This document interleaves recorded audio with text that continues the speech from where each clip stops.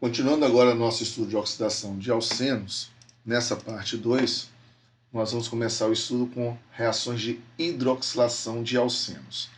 Então, por exemplo, eu tenho aqui o but2eno e vai reagir com permanganato de potássio na presença de hidróxido em meio aquoso e a frio, né? Você não vai aquecer para essa reação ocorrer. O que você vai ter de produto é que a ligação π vai reagir, produzindo então um diol, que é chamado de vicinal, né? Porque as duas hidroxilas estão em carbonos vizinhos aqui.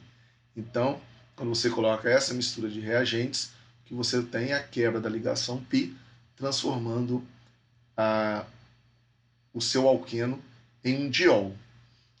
Essa reação também pode ocorrer se você utiliza tetróxido de ósmio num primeiro momento e depois você faz uma oxidação com peróxido de hidrogênio. Também você consegue fazer com que a ligação π se rompa e transforme aqui num diol vicinal, um hidroxilo num carbono, hidroxilo no outro carbono. Então essas reações elas ocorrem porque tanto o manganês quanto o ósmio eles estão em um estado de oxidação positivo e elevado.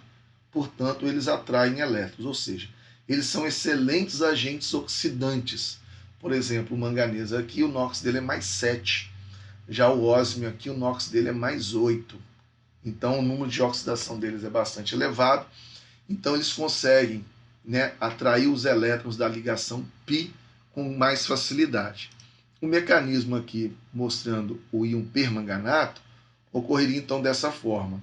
A ligação π, por exemplo, desse ciclopenteno, vem se ligar nesse oxigênio, enquanto essa ligação π aqui vem para o manganês, e essa outra ligação π desse manganês com o oxigênio vem para cá se ligar nesse carbono. Nesse caso, você forma um ciclo manganato intermediário, né? Esse complexo se forma aqui.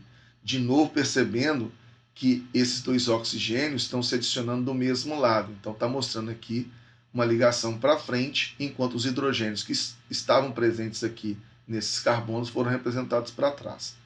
Agora, para você finalizar a reação e produzir o seu diol, que no caso é o cis ciclopentando 1,2 diol, basta que você adicione água. A água, então, vai fornecer os hidrogênios para esses oxigênios aqui para poder formar as hidroxilas e, quando quebrar essa ligação, você vai ter a formação do dióxido de manganês. Então, o manganês que tinha NOx mais 7 passa a formar um manganês com NOx mais 4. Então, o manganês ele sofre redução de mais 7 para mais 4, mostrando que ele é um excelente agente oxidante, já que o manganês está sofrendo a redução, tá certo? Bom, essas reações de oxidação elas são estereoespecíficas, porque um ciclo alceno cis forma somente um diol cis, porque a reação tem que ocorrer do mesmo lado, como foi mostrado no mecanismo anterior. E de forma semelhante, você está vendo o mecanismo da formação desse glicol, né, que é esse diol que é formado vicinal, também conhecido como glicol, agora utilizando o tetróxido de ósmio. Então, a molécula de tetróxido de ósmio é dessa forma.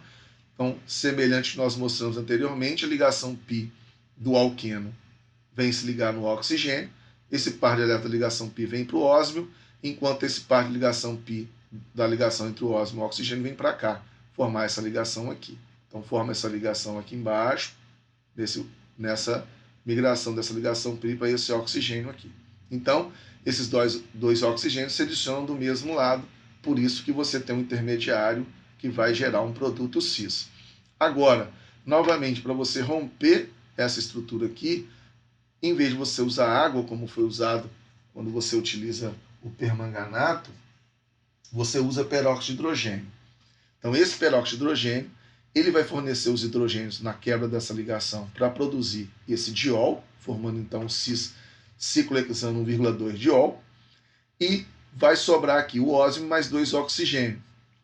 Esses outros 2 oxigênios da molécula de peróxido de hidrogênio vai regenerar o seu tetróxido de ósmio. Então aqui tem um pequeno erro, né? Tem que ser o tetróxido de ósmio aqui. Então, no lugar de 3 oxigênios, você tem que escrever 4 aqui, né? Porque vai ser esses 2 oxigênios que vão sobrar aqui, mais esses dois oxigênios que vai regenerar o tetróxido de ósmio, então. Então aqui tem um pequeno erro, coloque 4 aqui. Então o intermediário osmiato cíclico, que foi mostrado aqui, ele vai ser hidrolisado com o peróxido de hidrogênio, né? Vai quebrar essa ligação aqui e o peróxido de hidrogênio vai fornecer os hidrogênios aqui para formar o seu diol.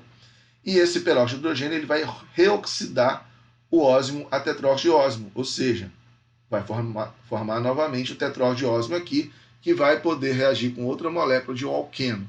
Então, portanto, quando você utiliza o tetróxido de ósmio, você vai ter melhor rendimento na formação do diol.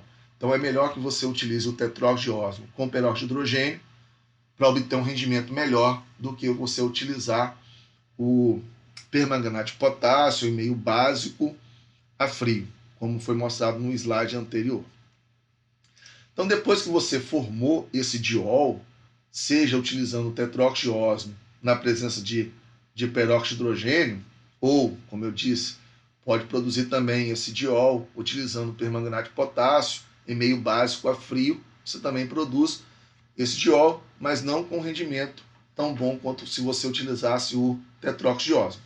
Depois que você produziu esse diol, você pode promover a quebra dessa ligação entre carbonos aqui, fazendo então uma clivagem oxidativa de 1,2 dióis, utilizando para isso um ácido chamado de ácido periódico.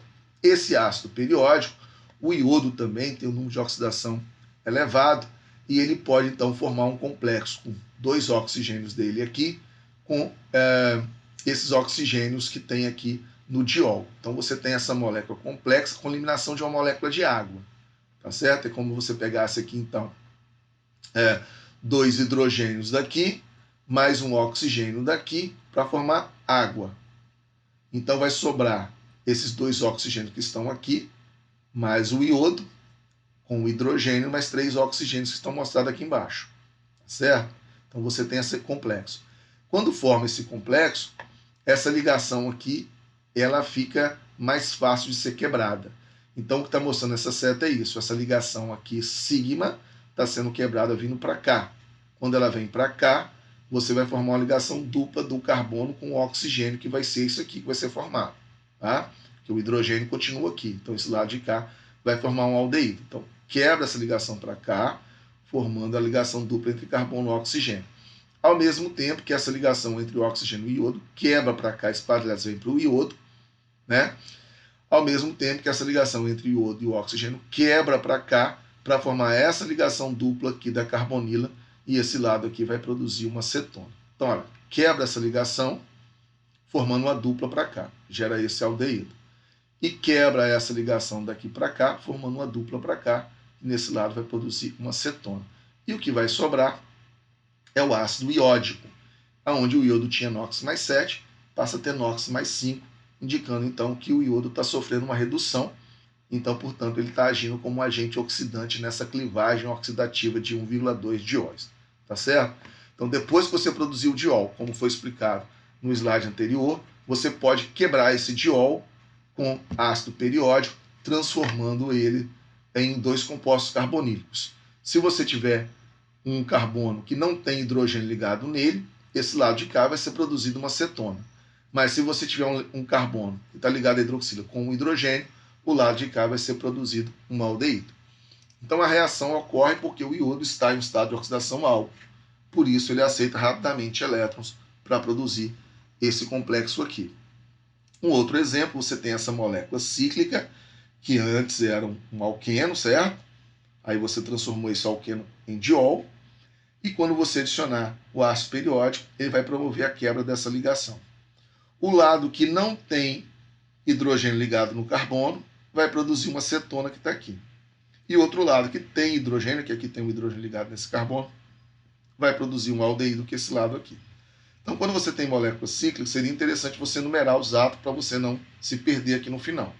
Então, se eu numerar 1, 2, 3, 4, 5, 6, 7, eu posso vir aqui numerar, identificar cada átomo. Então, esse é o 1, esse é o 2, 3, 4, 5, 6, 7.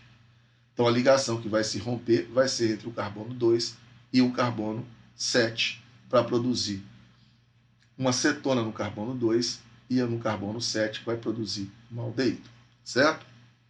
Então terminamos essa aula aqui e até a próxima aula.